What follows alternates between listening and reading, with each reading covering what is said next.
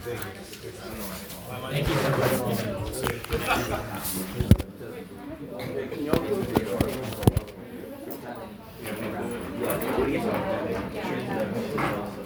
Okay, flip it around. And then anyone sitting over here, you need to go over here so people can like freely move through the dying. Can we start?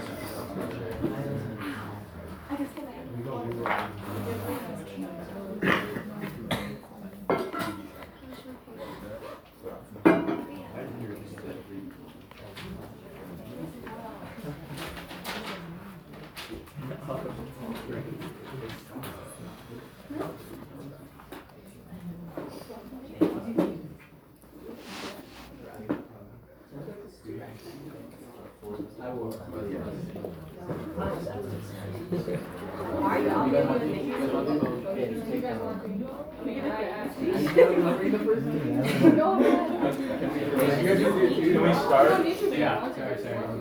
Okay. You can go first.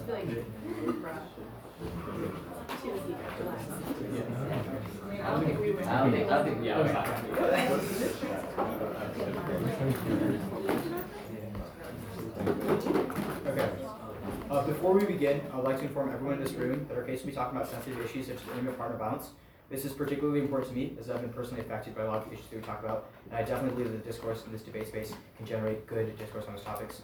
With that said, I understand that other people might not feel the same way, so I'd like everybody to go on their phone right now, and if anybody is concerned, please feel free to messenger me and let me know, and then we can make accommodations. So everybody go on their phone so people don't have to hide themselves.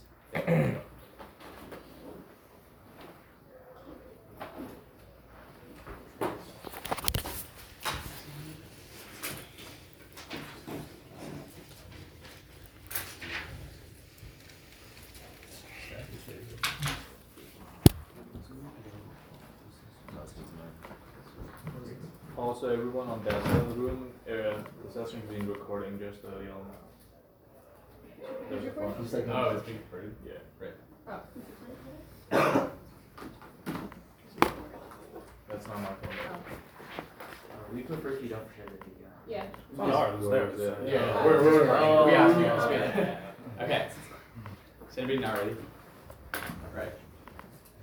Our opponents must respond to framing in second destructive if they wish to contest it. 2 warrants. First is Stratsky, because some of our rebuttal arguments are dependent on the framing of the round. We can't wait until second rebuttal to hear the responses. Second is clash. Establishing framing early centralized debate around the most important arguments and encourages more in-depth argumentation throughout the debate. On framing. In citing your ballot, you are endorsing a school of thought. The role of the ballot is to vote for the team that best deconstructs and challenges the dominant ideology of intimate partner violence. Even if you concede that the next intended ends are noble, you ought to reject our method, which is continuing and enabling domestic violence. Nicholson 89 explains that currently females are left out of political discussions that are largely taken up by a male-dominated society. He furthers that the only way to solve this is to ensure educators, like all of the judges, facilitate students' ability to critically analyze productive solutions to structural problems around them. The alternative is to reject the welfare stance, the negative takes that effectively endorses domestic violence. Your ballot is a form of speech via endorsement. Ticker 06 explains that endorsement of good rhetoric requires analysis of the law focused around how it perpetuates marginalization of groups like women. Our role of the ballot is the one way that you do that. My opponents can't weigh against this. Mills 5 explains that his standpoint epistemology is the best starting point for moral decisions because the other methods exclude viewpoints which makes true analysis of reality impossible. Thus, utilitarian benefits should not necessarily be weighed as a furtherance of marginalization. With that, we affirm. Overall, nearly 30 million families experience domestic violence every year in the form of mental, physical, emotional, and sexual trauma and pain, with one of these being my partner Siva's. The impacts are devastating and thousands die every year as a direct result. For this reason, Saratoga affirms our sole contention concerns breaking the cycle. Means-tested welfare programs cause a large part of domestic violence. There are two reasons. First is by rerouting finances. Money given to families through welfare is primarily rooted into the father's account, specifically allowing the men to control finances in these relationships. This translates directly to abuse. In fact, Herald 19 reports that the number one reason women stay in abusive relationships is because the abuser controls their money supply, leaving them with no financial resources to bake free. She quantifies that financial abuse occurs in 98% of all domestic violence cases. Second is by forcing painful decisions. Perry 19 explains the current welfare system often forces mothers to stay in abusive relationships to ensure the best situation for their families. This specifically materializes through financial support. Mothers want to ensure that their families and children get the most possible financial support. Grossman explains that welfare programs give more money to families that are specifically tailored to families by encouraging mothers to stay in abusive relationships to keep their, quote, family together and maximize welfare welfare benefits. These specific harms of welfare give abusers leverage in these situations, causing domestic violence to on net increase. History is on our side. Lawrence of Columbia University finds that even while adjusting for situational factors including poverty, the lifetime prevalence of domestic violence for those on welfare is 28% higher than their counterparts who are not. In fact, Lyon 19 finds that more than half of those on welfare experience domestic violence. While welfare is never the primary cause of the intent to abusing these relationships, it certainly furthers the capacity. This is an independent reason to vote for us. You should reject any instance of the government furthering the capacity for domestic violence. Regardless, a UBI would solve. There are two specific ways. First is by giving women a way out. A study by the Women's Aid Foundation finds that 1 in every 5 women in the United States cannot leave an abusive relationship because they have no money of their own. Fortunately, Walmart 18 finds that giving everyone financial dependence at UBI would ensure no woman is ever dependent on her partner to meet her basic needs, removing one of the primary barriers in leaving the majority of abusive relationships. She furthers that unlike benefits or wages and welfare, UBI payments will be attached to individuals and follow them irrespective of their life circumstances or employment status. This is crucial as Connor 14 explains that financial instability is one of the greatest reasons why after gaining freedom, a woman who experiences love battering has limited choice and may ultimately go back. Second is through increasing frequency. Shoe 19 finds that in abuse in relationships often happens when especially large welfare payment sums come in because abusers, quote, use violence as an instrument to control the resources granted by welfare transfers. Fortunately, the UBI solves this. Shoe continues that smaller, more frequent payments reduce the physical and emotional violence used by husbands. The UBI would give monthly payments, meaning each individual sum of money has less of an overall impact on household financials and thus becomes less of a sticking point on net, decreasing the incentive for abuse. Overall, this is important because in relationships where abuse doesn't happen in the first few years, it likely never happens again. Since I started talking, 80 more people have been abused and the number will only grow every year. We need to do something about it. Thus, Siv and I proudly affirm.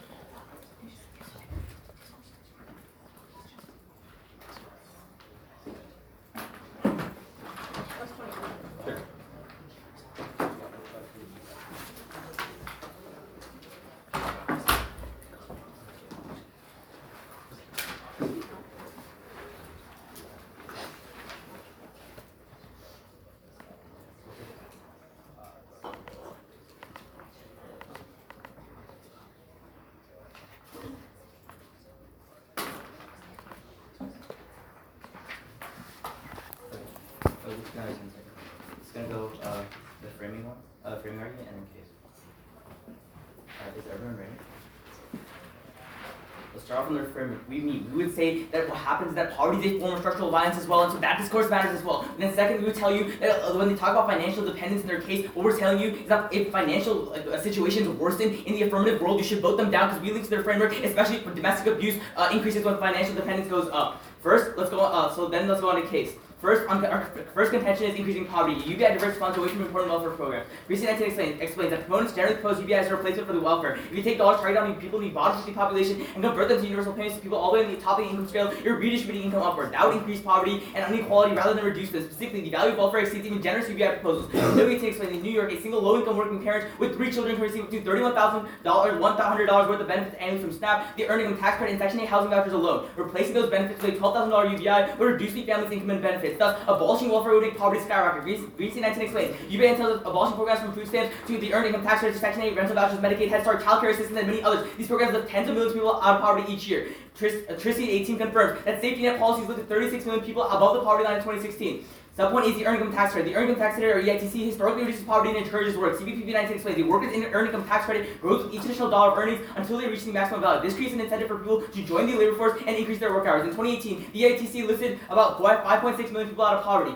The credit reduced the severity of poverty for another 16.5 million people. Subpoint B is Medicaid and CHIP, our children's health insurance program. Medicaid, which provides support for medical bills, is key because Havener 19 finds that while out-of-pocket healthcare spending pushed more than 10.5 million Americans into poverty in 2016, Medicaid helped offset this risk. Medicaid expansion reduced poverty by 690,000 Americans. Georgetown 17 finds that Medicaid reduced poverty by 3.8%. Medicaid reduced poverty among its beneficiaries by 17.1 percentage points. Without these healthcare programs, medical costs would rise drastically. Paradise 14 writes that he studied that mild the effect of low-income children with Medicaid or CHIP if they were privately insured instead showed that their total medical spending would have risen 37%. Medicaid empirically saves lives. Larry 19 finds that states that opted into Medicaid expansion experienced a 9.3% reduction in the mortality rate among near elderly adults with lower socioeconomic status, saving 19,000 lives over 4 years. Subpoint C is SNAP. SNAP, also known as food stamps, is key to ending poverty. CBP 19 explains that SNAP has kept 7.3 million people out of poverty in 2016, including 3.3 million children, more than any other program. Contingent to its government spending, a UBI can't fully be financed by replacing welfare. Korean 19 explained, a UBI that paid $10,000 to every person to pay over $3 trillion in benefits. A UBI of this magnitude could not be paid for by replacing all existing social safety net programs. There are two ways a UBI could be financed. Subpoint A is going to debt. Even a small UBI would massively increase debt. UPenn 18 explains, by 2027, in $6,000 annual, a UBI is expected to ramp debt up by 63.5%. By 2032, the debt jumps up to 81.1%, which lowers GDP by 9.3%. More debt makes it hard for the government to pass stimulus during times of economic recession. PGPF explains that high levels of debt would also reduce our government's flexibility to respond to future emergencies. One reason why the United States was able to recover from the Great Recession was because our debt was fairly low, at 35% of GDP before the financial crisis. As a result, U.S. policymakers had considerable flexibility in addressing the crisis. Without stimulus, the economy can't recover from recession. The Great Recession proves. So Stone 15 explains, without the full set of federal responses, the recession would have been more than 3 times deeper and lasted twice as long. We would have lost twice as many jobs, and unemployment would have peaked at 16%. Subpoint B is raising taxes. UBI financing with taxes would destroy the economy. And second Blue 19 explains, a UBI of just $1,000 per month would cost around $4 trillion a year. U.S. federal tax revenue would have to be doubled, which would impose massive discretionary costs in the economy. An exogenous tax increase, Romero of NBER finds an exogenous tax increase of 1% of GDP lowers real GDP by roughly 2 to 3%. The reason why this fits under the framework is because Renzanetti of CRAB explains that domestic violence agencies report increases in the number of calls when they're receiving help from battered women when the financial strain was higher. We would say the financial strain is higher in the aff world because now you're taking money away and you're redistributing it to richer families, which means that the financial dependence of like poor families where domestic abuse is the greatest would increase, and so there wouldn't be a net solvency for domestic violence. If anything, it would increase because now the financial instability is higher, and so there's more instances of like domestic violence there. Can we call for 2 to 7? Yeah. First is the last card you read. Yeah. And the second is the incentivizes work because of the EITC. Yeah, this one. This is the first one? Or, yeah, the last card we read. Yeah.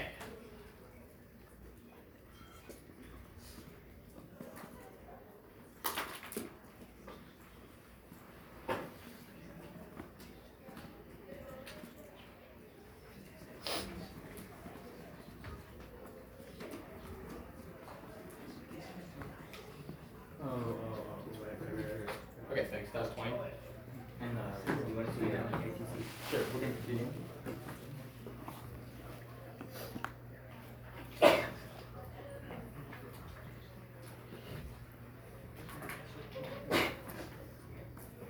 Okay, and then this is which one? Okay. This one. Okay, here you go.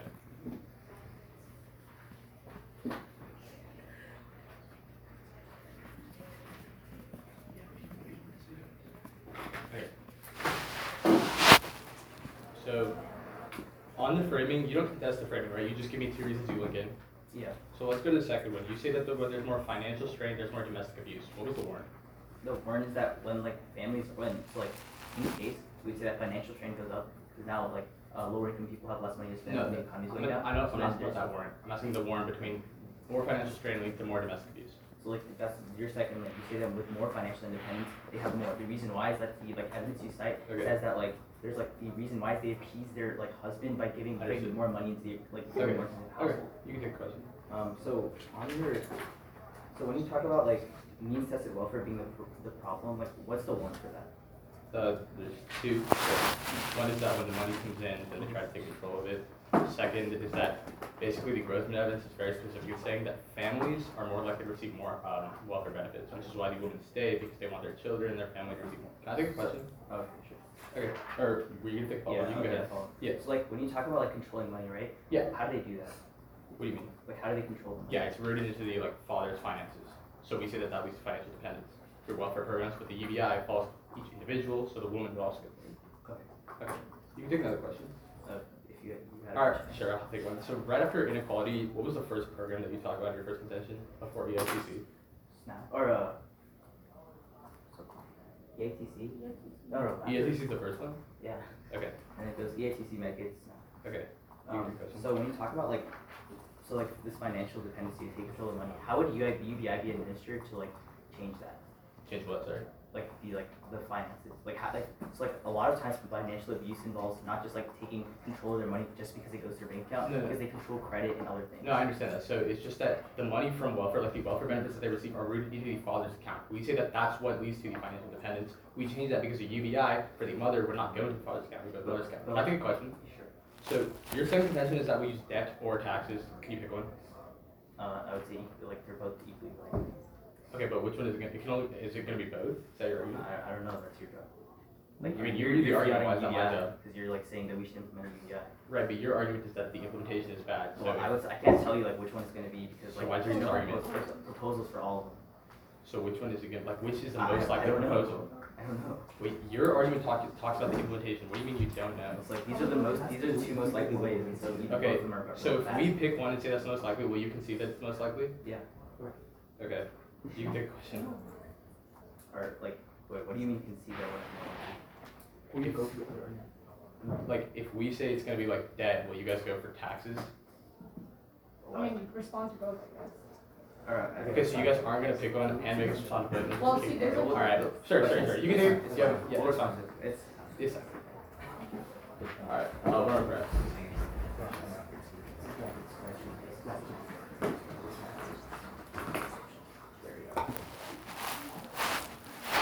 Okay, that's 10.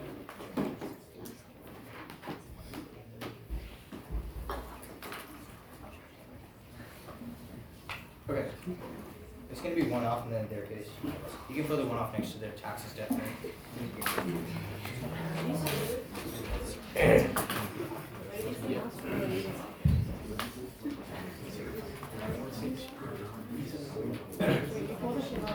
Yeah, but we didn't expect process, so we'll spike it. Okay. Ready? Okay. Would you guys prefer reading paragraph form or reading the shuffle? Good here. Okay.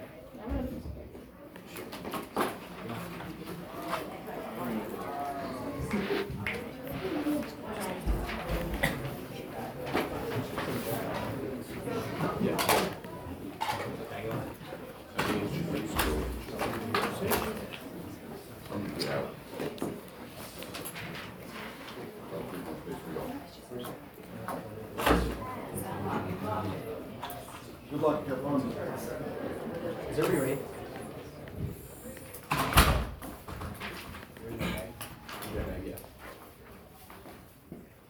Easy interpretation. If the negative defends an advocacy, they must defend it unconditionally. B is a violation. They literally concede and cross. If they are not defending their advocacy unconditionally, they are saying get or taxes. They can pick one and respond to both. There are three standards. The first is grounds. If you listen to the 100% of ground, there's no argument. Can answer the plans they give. They can easily kick out of terms of internal defense from every one of their political plans into a free source of no risk offense, each of which is likely to have specific reasons to prefer them. Because they read this argument, they can literally say, oh, debt is more likely, but they're not willing to do that in cross and they're only willing to do that in the later half of the round, which creates a huge time against us. But the second is predictability. We have no way of knowing which of these is going to go for this supercharge because they get a positive time trade-off whenever they kick out of one of these. But the third is reciprocity. We have to defend the actual harms unconditionally, but not just harms of specific clans. Reciprocity is key to fairness because it ensures that invaders have to do the same amount of work to gain access to your ballot. G is the voter. If they go for this argument or reject them on face because they undermine fairness, there are three justifications. First, debating competitive activity with wins and losses. No debater should have a harder time to win the round. This precludes the ability for your ability to determine who's the better debater. Second, the round is irreparably skewed. We have to invest time and effort into checking back for this, which means they shouldn't be able to go for this argument. It also serves as internal defense of the argument. Let's go to the top of your case. Okay, as an overview, jobs is the cleanest link because jobs allow for upward mobility. You should not let people say depend on the government. So if we prove that jobs increase in half or less of us, long-term solves to people in poverty right now. There are three ways to do that. The first is by ending the welfare trap. Some of 1905, the current welfare system discourages work as benefits are quickly pulled from anybody that manages to slightly increase their income. He explains that a UBI creates an environment that helps the working poor and gives them added stability while not disincentivizing extra income. For example, San 1605, the recipients of Social Security disability income earn $1 over $1,090 a month. They are dropped from the program and lose 100% of their benefits. Second is by promoting entrepreneurship. Growth 19 explains that entrepreneurship is near 40-year low in America. However, she feels that the UBI will accelerate innovation. Jacobson 19 explains this because it provides for basic needs in the early days of companies access to safety net if the business fails. That's why Tide 20 quantifies that when implemented, UBIs in the led to a 301% increase in self-employment as well as entrepreneurship. Davidson quantifies that automation could Third is automation. Davidson quantifies that automation could destroy up to 73 million jobs in the U.S. by 2030 and leave these individuals unemployed. Implementing UBI would alleviate this unemployment in two ways. The first is by mitigating the impacts. Jesus 16 explains that UBI is a way to ease periods of unemployment and would act as a supplement that allows people to have a sense of economic security and consumer buying power. Second is by facilitating a recovery. The World Economic Forum in 2018 reports that as companies inevitably shift toward automation, more jobs were created than lost. However, Park 17 explains that these jobs require greater human skill than before, and he continues that the only way to reap the benefits of automation is by providing workers with access to newly created jobs through skills training. Park concludes that UBI provided by the government would allow mid-career workers to educate and reskill themselves to direct them to new job opportunities. Columbino 19 explains this because the UBI would allow recipients to cover training in new skills and related costs of changing jobs. They're going to respond to this by saying Pell Grants only affect 6 million people, and we affect a larger scope. Overall, Letter 19 quantifies the UBI was shaped the American labor force by up to 4.7 million workers. On their specific arguments.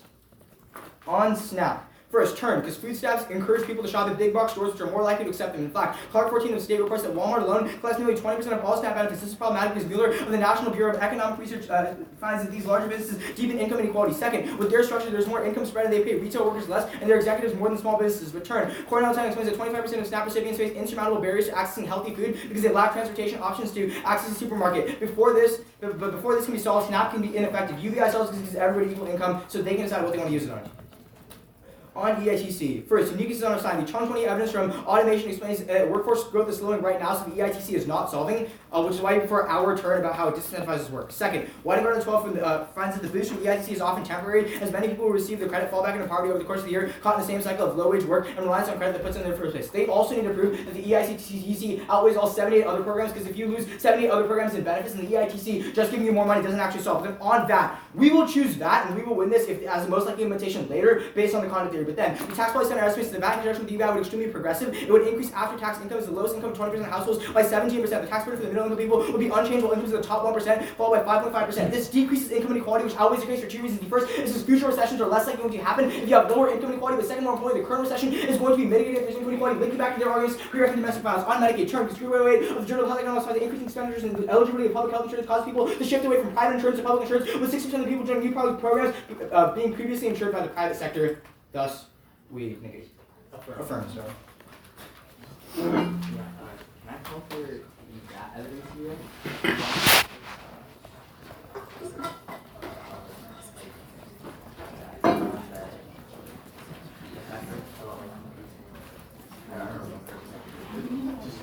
That thing about income? For like an increase. Yeah, the thing about income. Yeah, sure. Or yeah. Can I see?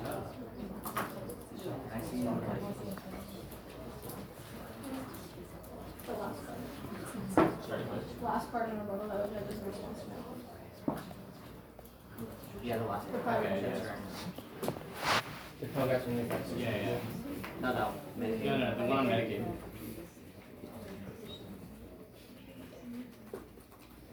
Oh, it's from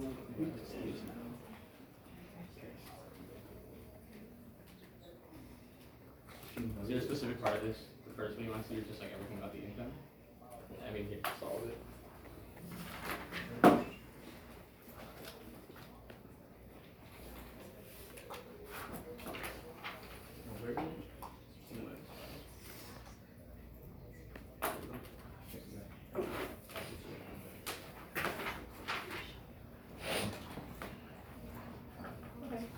We'll keep going.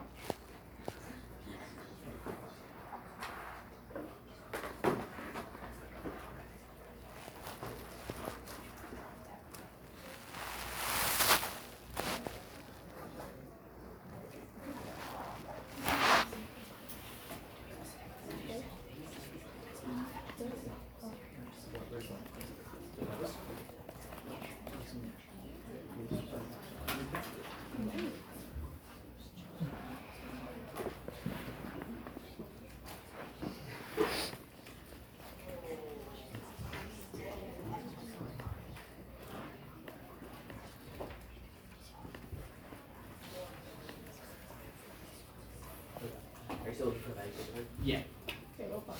There.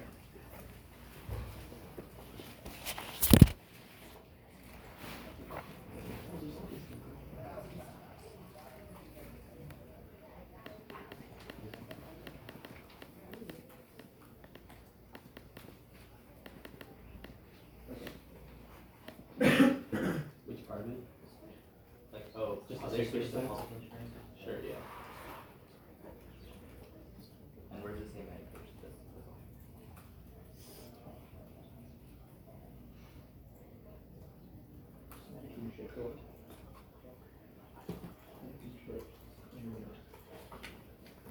Okay.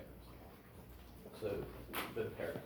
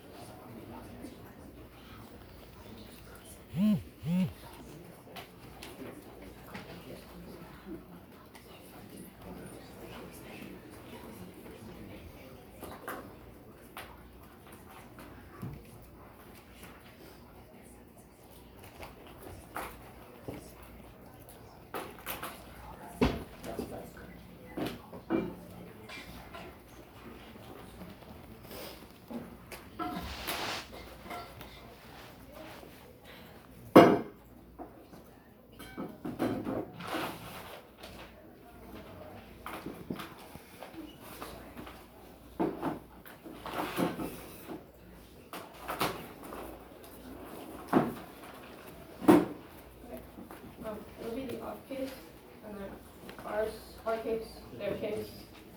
I will frontline as I go. Alright. Who's everyone? Time starts. Now let's start off on the off case. First, on Gransky, we would say that you can turn this argument because Gransky goes towards us, because we would say if we read one particular scenario and then they say that that's the most improbable scenario and they read a separate one, we now have to respond to that scenario in second rebuttal. We say Gransky for us as well as time skew. We say predictability, they respond to that, we'll respond to that in our next speech. And then on like this whole reciprocity thing, if they're going to respond to a certain thing, we will respond to that on our next speech. We'll concede that we're going to go for batch. Then let's go on to our case. First, on poverty, they talk about how like these jobs linking the welfare trap is really bad. The problem with welfare tax is like places in Arkansas after falling off of welfare incomes rose by 2%. Also, there's things like transitions off of welfare programs that are going to wean them off. They don't just fall off of a cliff. Then second, entrepreneurship. Siemens tell you as the volatility of money increases, banks start offering less loans, which means there's less opportunities for entrepreneurship because people are not getting the loans to start up businesses. Then on automation, Dellinger 19 tells you that AI is slowing down right now because Moore's law says you need to increase the automation by 3,000%.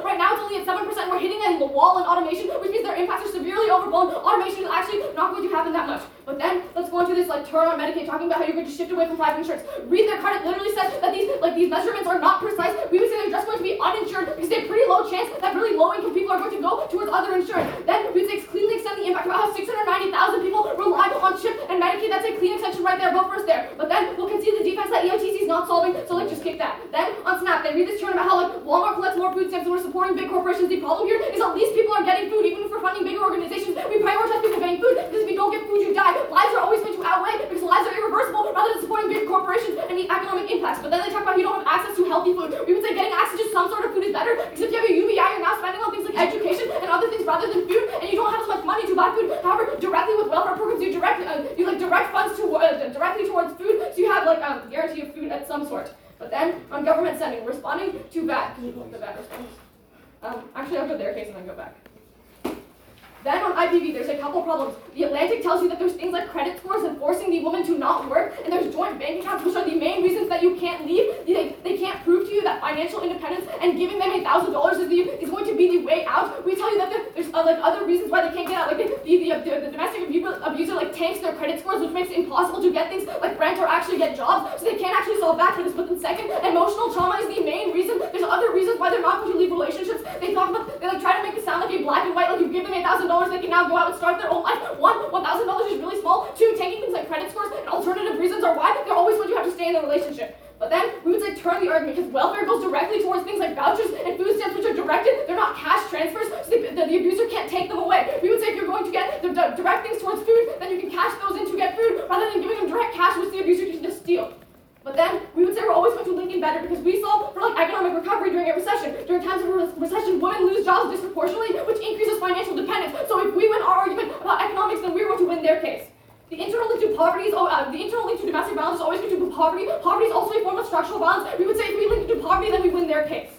But then, on this whole thing about the VAT tax, we turn the argument to say UBI is commonly, even though UBI is commonly funded by a VAT tax, Mitchell 1993 finds that by taking resources out of the productive sector of the economy and transferring them to a government, a VAT of only 3% would by the fifth year reduce a typical family's income by 1,000% and destroy 2.1 million jobs. A VAT disproportionately affects the poor because they buy a lot more of these common consumption goods, and since it's a flat tax that's the same for everyone, it's extremely regressive, it's always going to be bad. That's why in a world where you have direct cash transfer programs, direct like welfare, vouchers and stuff, you're going to solve back for things like have less domestic violence, and two, you're also going to be solving back for the poor because poor are also a form of structural violence. Solving back for them is the internal link to solving back for problems like structural violence. That's always going to outweigh. Can I see the 3% decrease in income at 1,000? Yeah. Wait, is that the Mitchell evidence? Yeah. Like the Heritage Foundation stuff? Yeah. Okay, what's the year on that? Anything. Oh, thank you. Okay.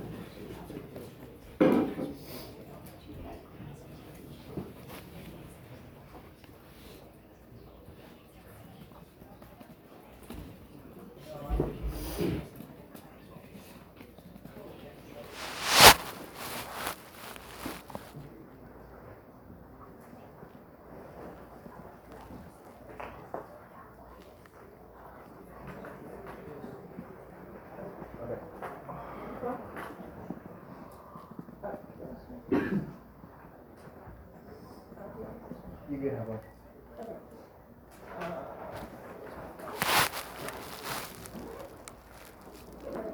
So what's the warranty behind why entrepreneurship would go up when we do that? Oh, so people have a disposable income to fall back on, so they're more likely to pursue entrepreneurial ventures. Okay, but if now, like, in order to start a business, don't you need to get, like, loans from banks? Like, how do you start a business with just, like, $1,000? So, no, so the argument is that people are more willing to, like, not, okay, so, for example, they always have a fallback strategy. So Sure, it's but- not about, like, the $1,000 gives them money Yeah. to go start a business, it's that they're more likely to work in small businesses and more likely to start entrepreneurial ventures because they know, So they're we would say the primary detriment to why they don't do it right now is because 90% of these small businesses fail. When you give them a Sure. disposable income, it allows them Yeah, to fall so back. I'd say the reason why right now you see any sort of entrepreneurship is because small companies are able to get loans from the bank. So if they're no longer able to get loans from the bank, even if you have a disposable back on, then they have no incentive to start a business. So, wait, how do you guys link it to no loans from So the Siemens evidence tells you that as the volatility and like the Okay. more risky, because people are taking more risky investments, So- they either one are going to stop giving out loans, or two increase the rate at which they increase the interest rate on the Okay. loans. So the amount of loans given out is going to be a lot So, less. like, yeah, I will agree that if, like, you win your link into recession and you outweigh our two links into long-term recessions, then yes, you'll win entrepreneurship. Can I take a question? Yeah. So you guys talk about how, people can just take the money because of joint bank accounts, right? Sure. So, does welfare give the money to the husband or the wife usually right now? Because of these credit Well, scores. I'd say it's not money, first of all. They're like vouchers and like food stamps and stuff that can get cashed in. I mean, like there's some cash transfer programs, but a majority of them are like things that you cash in for actual Okay, like I mean, we'll talk about that in a second. But, like, right now, who does it go to the majority? Like I you mean, guys I say. guess you tell me it goes to the I father. think so, right? Because the credit score it goes to the person with the higher credit score, and men on average have better credit Yeah, scores but than our women. argument is that men tank, like in abusive financial relationships, if it's reached the point where it's like very bad, they've already one, tanked the woman's credit score so they can never get a job or like rent anything, or two, they're always going to be able to take the money Okay, because even so if why UBI do- goes in, they put it so into a A, joint bank So account. A, how do they tank the women's credit score? And B, what's the warrant for what happens? I don't know, I have to look at the card. Okay, we can take a question. So, this turn on like Snap, we talk about how we're funding like big businesses. Why does that matter if we're like giving people food, which saves their So lives? our link is into income inequality, which we implicate does two things. The first is that it increases the probability of future recessions, which turns your internal link and Siemens evidence, and second, more importantly, it makes the effects of these So recessions like, what's a the lot worse. warranting? How much like do we have to fund these large businesses in order to cause a recession? Because in the status quo, No, it's we not, already do it's things not like about that, right? causing a recession. Recessions are always going to happen, right? So It's you're about- saying recession recovery is going to be harder? No, I'm saying that our economy becomes more susceptible to downturns in the future. I obviously can't quantify how much more susceptible. Like how do you contextualize this turn? Like how are we supposed to So weigh we this? contextualize it by saying it outweighs in the long term because if you increase the Like income how much disparities. though? Like how am I supposed to weigh that? Like, Do you want a number as to like how much the recessions get worse in the future? because I can't wait if I don't know if it's a substantial like decrease in I mean, GDP I or don't, anything, I right? can't weigh I don't know how much your Siemens evidence like specifically isolates for causality as to how the recession will be recovered, right? Like obviously we're talking about big economic concepts like recessions. I can't give you a specific number about the isolated causality of this.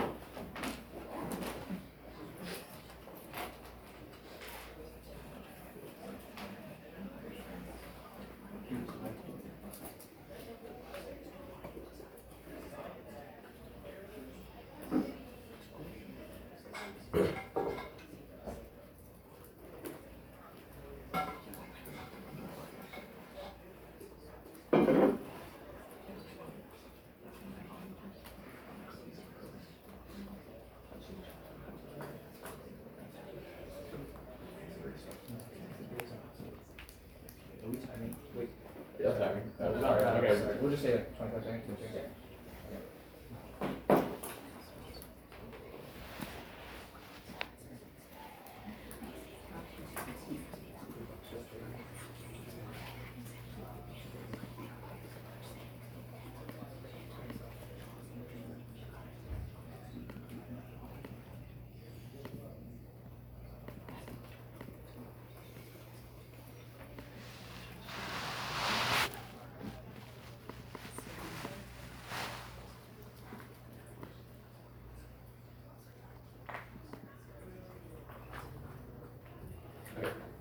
Doesn't mean it's 6 total. How much of these really increase? Can I get this thing?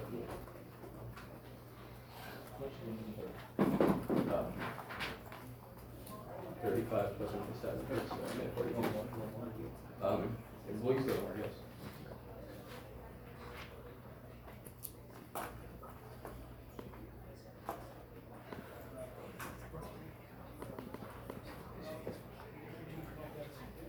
Okay.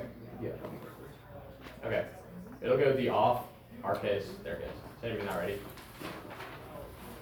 Alright. On the off, they don't generate any offense off this, we'll kick it. Go to our case. At the top, on frame. They say that poverty is a form of structural violence. This literally does not look into our framing. The first argument that we read is that you should look at the means first before looking at the ends. That's critical because they say that the ends of a recession lead to poverty. That doesn't interact with their argument that the role of the ballot is to deconstruct the means by which current society leads to domestic violence. But second, and more importantly, we tell you that right now, women are currently ostracized from political decision making, which is right now a male dominated. Right now, policy making is male dominated, which is why you should prioritize them first. Just because their ends are helping people in structural violence, we say that that's not the way that you evaluate it. We'd say that you look to the means, they don't contest that warrant, which means they don't fundamentally link it. So let's go to our case. First, they give you two responses about how they're going to stay either way, but our argument is that even if people have the ability to escape dependence and want to, and escape the things that they talk about, they're not able to. That's because the growth in evidence which says that welfare literally provides an incentive to stay. That's because families receive higher welfare benefits, which is why mothers who want more money for their children and want more money for their families stay in these abusive relationships. So even if they make the argument that some people right now are still going to be kept in terms of kept in dependence, we say that for the fraction of the people that want to escape, they can't because of our relief. Then they read this third argument that welfare is not cash transfers, but we tell you, but our true evidence is very specifically indicating that even if it's not cash transfers, abusive relationships often happens with large welfare payments because abusers use violence as an instrument to control the resources. Even if it's not the cash transfers, our specific is not about cash at all. It's about the resources given, like the food stamps that they talk about. We say that they use domestic violence to control those. But then the fourth argument that they make is that during recessions, women lose jobs. However, we can see the defense that they're going to have. There's other reasons for dependence, so you prefer our links here. But second and more importantly, even if there are jobs right now, that still doesn't respond to our link about decreasing the frequency. The issue evidence is specific in saying that when you have more frequent payments, such as a UBI, that will lead to less frequency of domestic violence, even in dependent relationships. Which means even if they win all their response about how dependence is going to exist in either world and how it might get worse, that's completely irrelevant because our whole argument is that even if they're in the dependent state, you want to decrease the frequency, and which is why we quantify that absent welfare, they see 28% decrease in IPV. Let's go to their case. At the top, they concede the argument that inequality is the biggest link into long-term mobility. They cannot go back on these conceded arguments. Here's how we link into inequality is the turn on SNAP. We tell you that the big box stores, which they concede people spending food stamps on, will lead to higher income inequality, which furthers inequality in the long term. But then, we would say the best link into mobility is jobs. They don't really contest that warrant. Here's two links in jobs. First is automation. The only response that they read is something about Moore's law saying that AI is slowing down right now. Despite that, we tell you that in the next decade, 73 million people are going to be displaced. What that means is the only way to get them back jobs is the Part 17 Act, which says that you need re-education programs. The UBI allows them to spend on that, which is the only way that we're solving. Whenever point of these two guys say something, they can do it, we got to solve that. Okay, so then on the second contention on VAT, they just say that if you add a 3% decrease in income on $1,000, the evidence is literally older than I am. It's from 1993. Our evidence, which is much more recent, says that it increases income for the people at the bottom, decreases income by only 5% for the people at the top, which ultimately decreases inequality, which again, they can see is the best long-term linking mobility. That's how we're winning.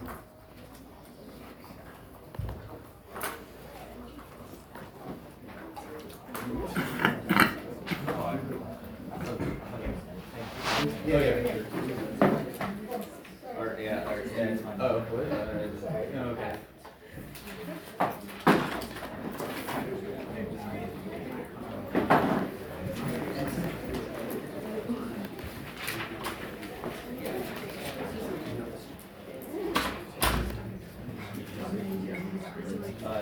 go framework, and then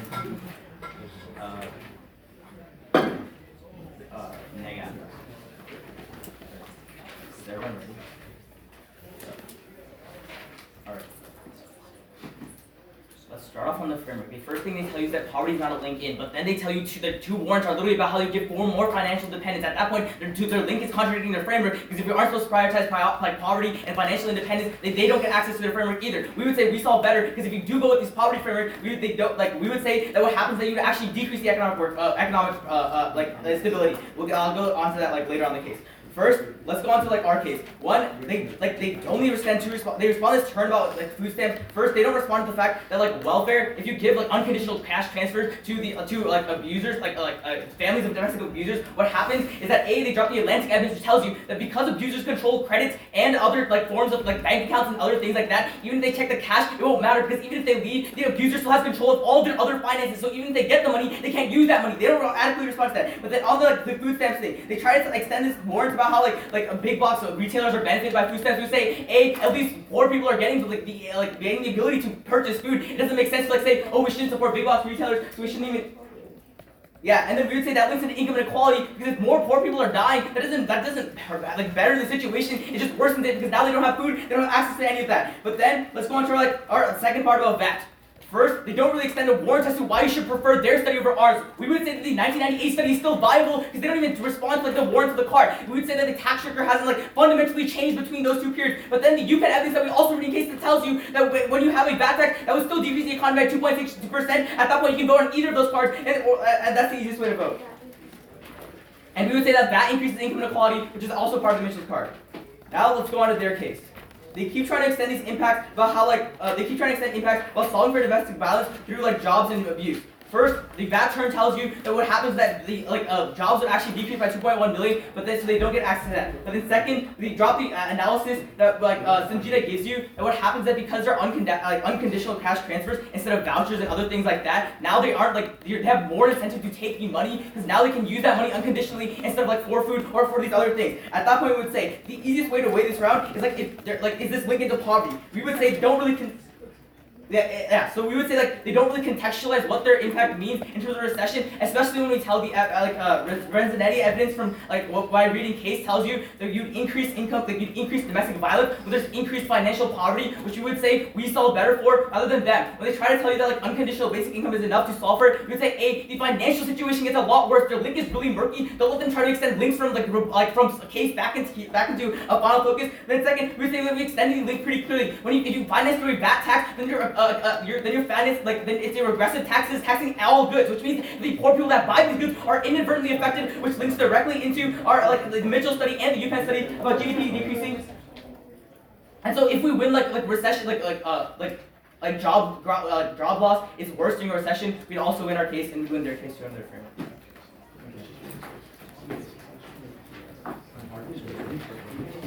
We'll take a little bit of breath.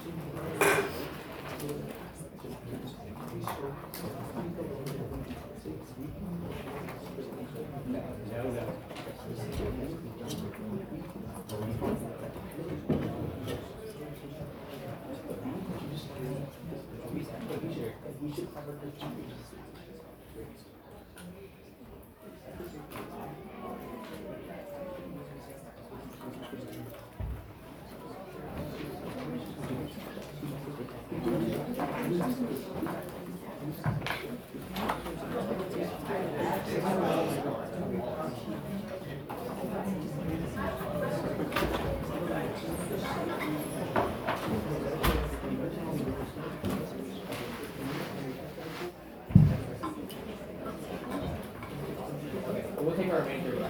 Yeah. Alright, we can start. What do you want?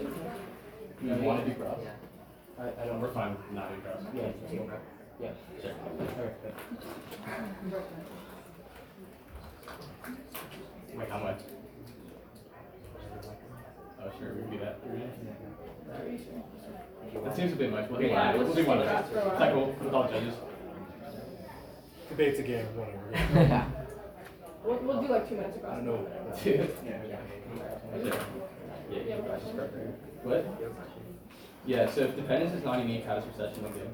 We say that like During times of recession, women lose jobs disproportionately, which means financial independence increases. But you said that there's already other reasons for dependence, so why does that matter? But it increases even more because now they don't have a job, they don't have So their own. they're either like, so wait, if they are dependent for these many reasons, even if there's one more reason to be dependent, why is that different?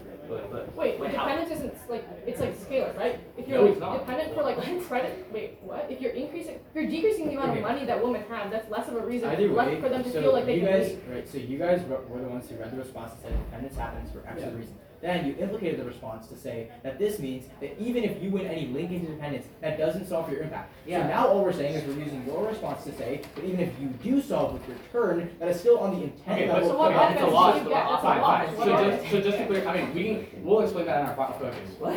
But Okay. so just to be clear, your one link into our argument is that you increase dependence during recession. And that poverty is the Poverty- internal. Right, poverty, yeah, recession, poverty, dependence. I hear you. And Okay, you can take a question. So like when you talk about like automation, what's the independent offense you're being on? I mean, 73 million jobs. yeah, No, that's just happening, right? So like No, what no, is the no. offense you Yeah, so those 73 million people would be unemployed in your world. Oh yeah, first of all, I know our time that's conceded. It's not But- conceded. It's just, It's we're gonna just do it's- it. I'm just gonna wait. Yeah. Okay, so It's this not- is it's not that's independent. fine, I'll explain the argument. The Part 17 evidence says that a UBI would be used to re-educate these people and re-skill them because the jobs that open up, according to the World Economic Forum evidence, are going to be higher skilled labor. So to access those jobs, you need more education, which is you guys all. But don't you destroy jobs at the same time by implementing a UBI, implementing a VAT tax, and destroying like No, 2.1 so we million can, jobs? so on the VAT stuff, we can test it. Your evidence from 1993, I don't think is that Why? great. Why? Because What's of the the warranty? The Yeah, warranty so is still the there. economy in 1993 is probably a How? lot different than How? what In what way? What was our tax structure? You mean what way? Our The tax budgeting, structure's our still the budgeting same. was different. The way that Wait, the in government. 1993 we were in a surplus, right? In 1993 we had a surplus, right? So in 1993 we had a budget How did surplus, right? How did that affect? I'm just asking. Do we have a budget surplus? I don't know. You're the one telling me that. Under Republican president, I'm pretty sure we did, right? This doesn't matter. This doesn't matter. Our- Just take Okay, yeah, we'll make that.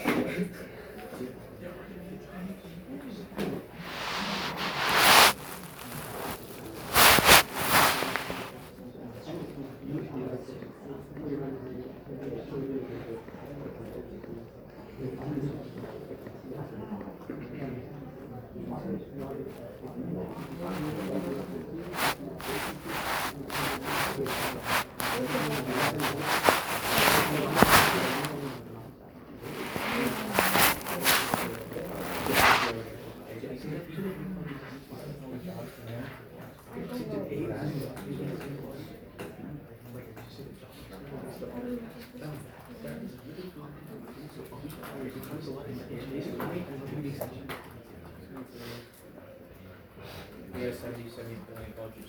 So taxes are obviously what are you guys? Thank you. So you guys are last 15 seconds.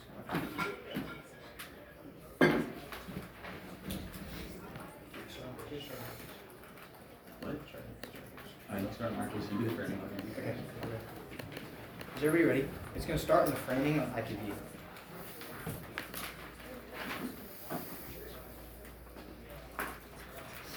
Is everyone good? Okay.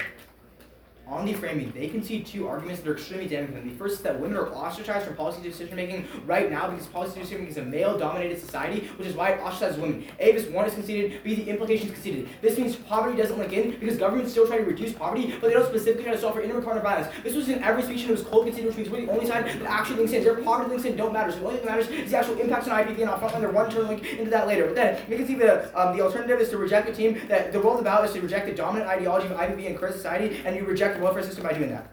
Let's go to our place. The way we're winning is very, very clean. Since dependence is going to exist in either world, which is what they read in rebuttal and they implicated, dependence no longer matters because we conceded that argument. So the only thing that matters at this point is decreasing frequency of domestic violence in intimate partner relationships. The SHU 18 evidence finds that abuse in relationships often happens when, especially large welfare sums, come in because abusers use violence as an instrument to control resources, not cash, but resources granted by welfare transfers. Unfortunately, the UBI solves this true continues. The smaller, more frequent payments reduce physical and emotional violence used by husbands. They say we don't contextualize their impacts. Our Lawrence evidence is uncontested, which says that people on welfare programs are 28% more likely to experience intimate partner violence, and that adjusts for situational factors. This is all cold instant analysis. They extend no defense on the link. So it's a very easy way to link in.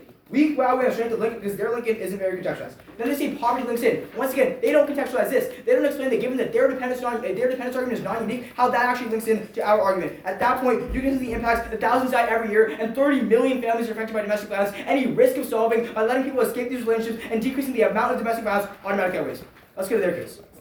They're sending one thing at the end, it's VAT. They don't respond to our argument. The VAT is empirically good because our far more recent evidence with tax policy center aspects to the VAT in conjunction with the UBI would be extremely progressive. It would increase after-tax income and be lowest 20% of households by 72%. The tax burden for middle-income people will be unchanged while the increase of top 1% would fall by 5.5%. The reason this outweighs is because they can see the inequality argument. The inequality A impacts to future recessions by making it less likely, and B mitigates the impacts of recession because people who are affected by recession at the bottom. This is all conceded analysis, turns the internal link to their case. So even if they're winning a link in to IBV, it literally doesn't matter. They have no external offense. Don't let new arguments be made in second final focus. It's game over. Yeah.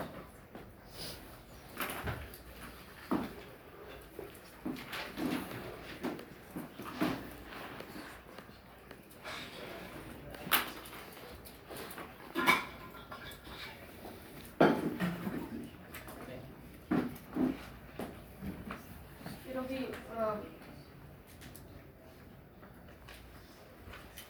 our case, IPV, and then like the Lincoln stuff.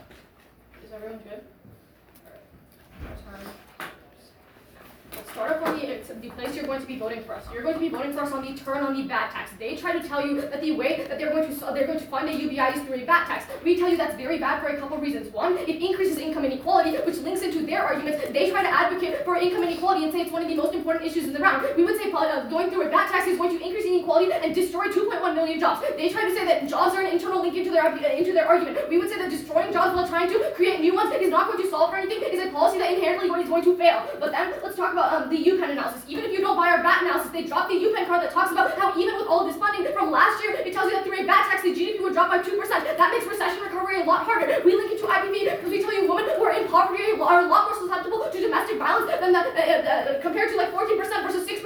Women would face more financial dependence during recession because one, they don't respond to the fact that women are laid off at higher rates during recession, which means financial dependence increases. Financial dependence is scalar. It's not just a one-time thing. The more dependent you are, the less likely you are to leave. That's a scalar impact to vote for us. But then, let's go on to their case specifically about domestic violence. They have no solvency as to how they're going to decrease any frequency of attacks. They drop the term where we tell you that the incentive to do that, the incentive to abuse women increases in a world where you're doing direct cash transfers into a joint account.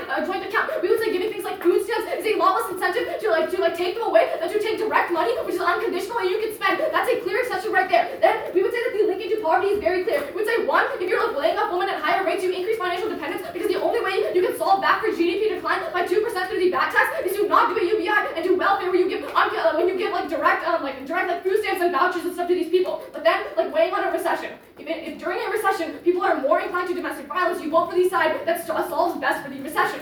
The only way you're going to be doing that is through the government spending argument. We tell you that without with a 1% increase in tax, GDP would go down by 2.3%. Income inequality also decreases GDP greatly, and it destroys 2.1 million jobs. We have the cleanest link into economy, which means we cleanly link to their cases domestic violence increases in a world where economy is failing.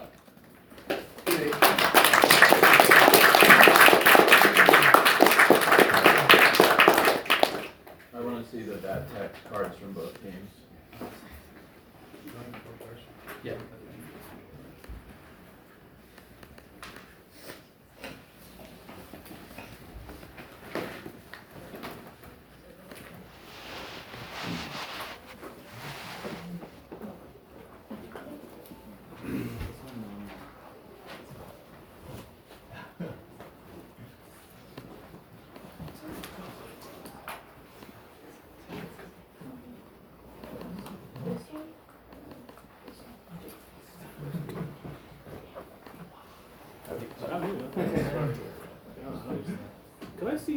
turn a link card on frequency? Yeah, sure. Yeah, Should yeah. be. I can do that if you want to. Okay.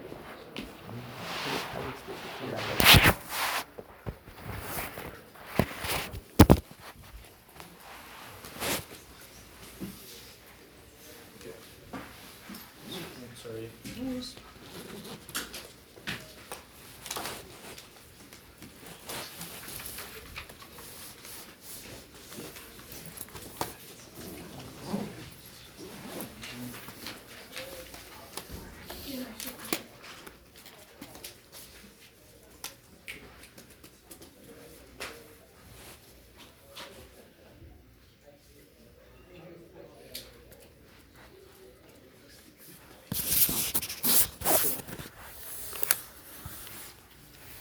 So here's that essentially taking control over it. And then so this evidence says that larger payments are the reason why, and then we have other evidence that says you gotta be more frequent. Just go to center.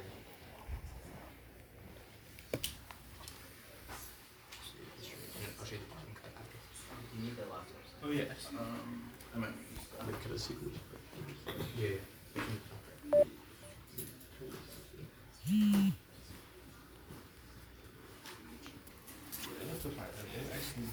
The frequency and size. Oh yeah, yeah. Okay, you should.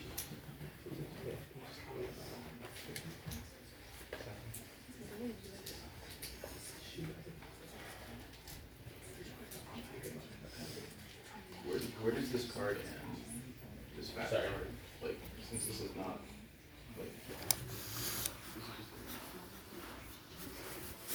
This is just like a hard that's all set. you're. Yes, hard to read. Okay, I just need to know what you're. Okay, yeah, we just read the back.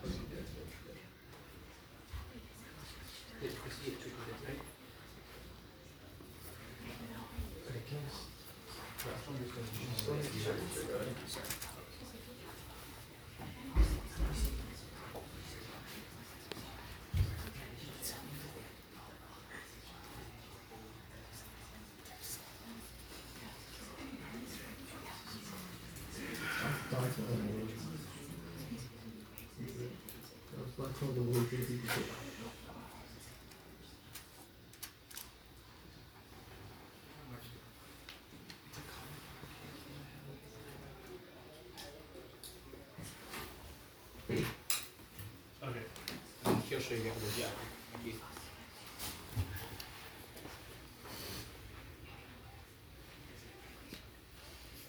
So just decrease frequency for what this is.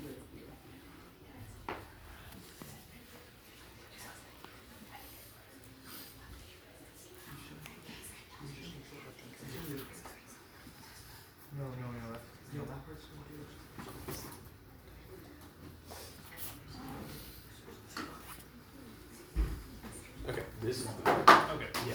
Cool. It's the same piece of evidence, it's just slow. This is what. Yeah. Sorry about that. I'm good with this 25.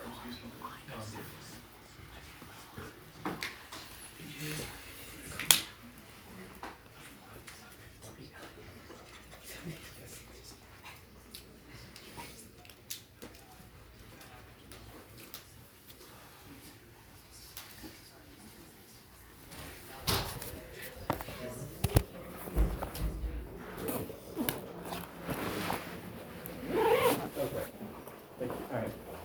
Have you, either of you guys want to see this, or this is the increased frequency, decreases drastic balance. Increased frequency of payments? Yeah. Yeah, I'm sure I can see that. What? Just the direct representing the OJ is actually forecast.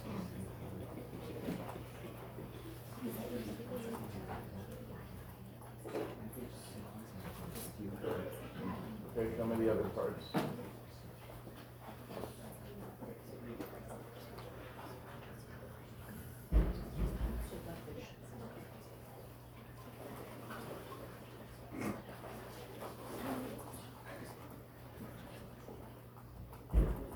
Speakers that you said it uses drastic balance, second part.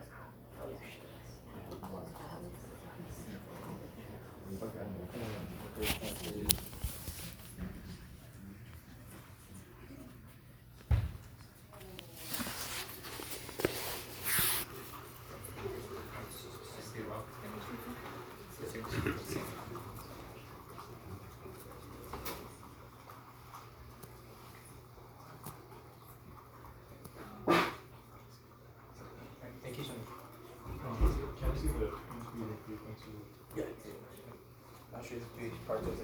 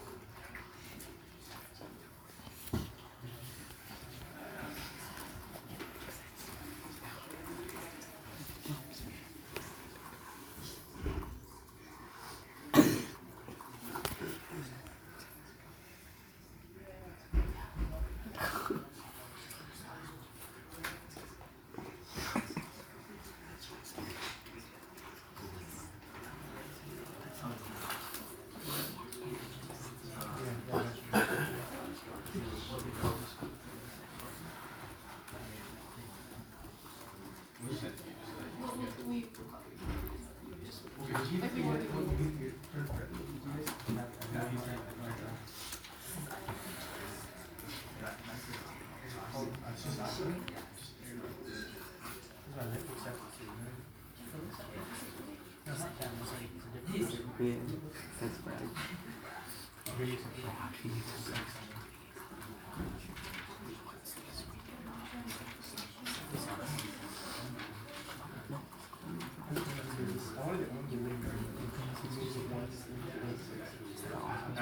I see your tax card again? Yeah. Let me see it one more time.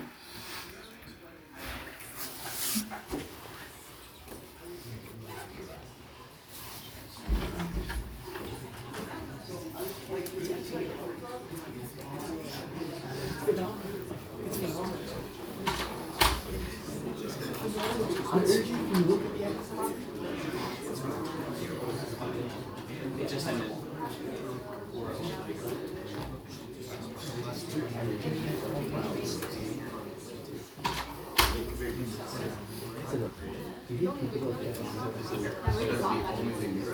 Yeah, that will be Yeah, if you wait to change it in the last but no, it's just you didn't. It's written. No, until that grade. Okay. If you wait to find out in the last 14 days, you took that. I did. How do you know?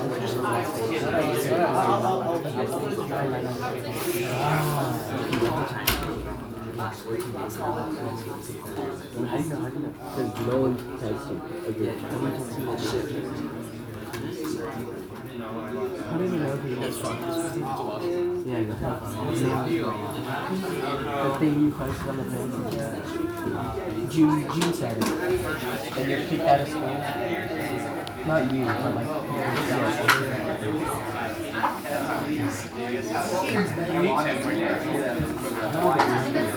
We're just right outside. Yeah, I'll be there.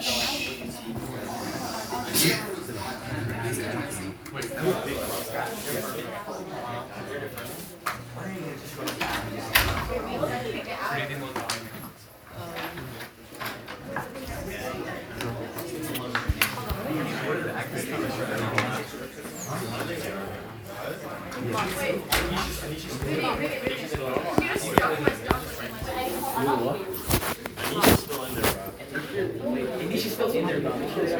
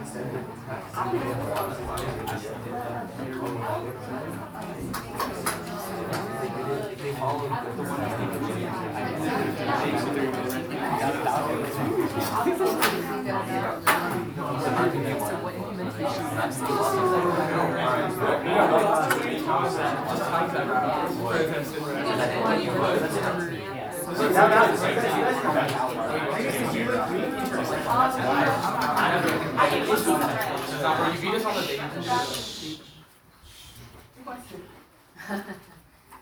Is everything in?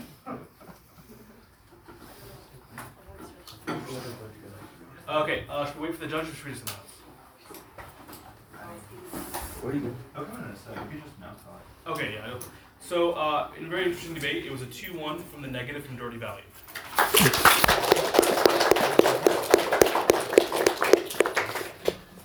Simon, since you were scrolling ahead, sorry.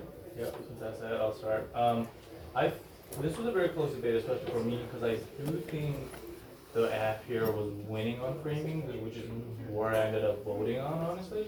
Because I think if they are winning on this whole issue of framework, it literally came down to the last week, right? I feel like the NEC should have done a substantial job at making or like spinning this link, or how you link into their framework to winning, because I do think like y'all are probably gonna win here, but since I don't see that much in the last speech, I can't really give you all the access to all the impact scenario or any kind of arguments really in the later speech, right? So for me, framing is where I ended up losing on, that's it. Okay, I thought it was very interesting. I thought it was very good. On that, I actually think it's a wash. I'm going to vote on it for a couple of reasons. In Final Focus, neither team does a good job extending warrants as to why the VAT tax would have the desired macroeconomic effect that you're talking about. Then I just have to vote on the evidence itself. No one gives me comparative reasons why their evidence is better. The only thing I get is post-dating, which isn't really extended that much in Final Focus. But it doesn't matter because I buy the framing from referendum. The most important impacts around are going to be the inter-partner violence stuff we'll talk about. If one team could have told me why their evidence was preferable, why the warranting makes more sense, I can maybe vote on that, then all the social inequality, prereq stuff that could then play into IPV. So all that aside, I think this debate comes down to one central question. Does the fungible frequent cash nature of UBI give more control to abusers than the infungible, often cashless nature of welfare? I think that the analysis that comes out of NEG is actually fairly intuitive that the more cash-based system it is, the more cash it is, it's more likely to be controlled and siphoned. Well, while the frequency evidence does say what you say it says, that the smaller the transfer, the less likely it will be abused because the abuser doesn't think it's valuable, that seems also intuitive to me. But then I need to know how to resolve which one is more important. Is it the frequency and small size of the transfers, or the fact that something's fungible and cash now? I don't think this argument is actually ever really addressed comparatively enough from UWF. I think in both speeches, in summary and Final Focus, you keep extending the same links, right?